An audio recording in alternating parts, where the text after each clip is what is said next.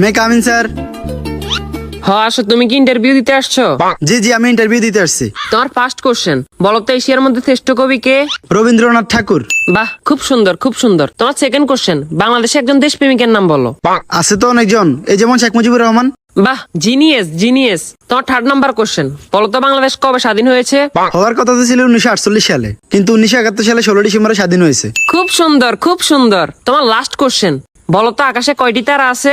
এটা তো এখনো জানা যায়নি, এটা নিয়ে বিজ্ঞানীরা গবেষণা করতেছে। ও গুড গুড গুড, তুমি এবার আসতে পারো।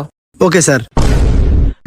কি ও ভাই, ইন্টারভিউ দিয়ে আসছেন? হ্যাঁ ভাই, ইন্টারভিউ দিয়ে আসছি। কি কি কোশ্চেন আইলো? কোশ্চেন তো মনে নাই, কিন্তু উত্তর মনে আছে।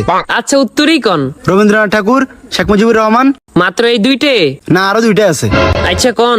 1948 সালে হওয়ার কথা ছিল, কিন্তু 1971 সালে 16 ডিসেম্বর হয়েছে। এখনো জানা যায়নি, এটা নিয়ে বিজ্ঞানীরা গবেষণা করতেছে। থ্যাংক ইউ ভাই, thank you. May I come in sir? আসো। তোমার নাম কি? রবীন্দ্রনাথ ঠাকুর।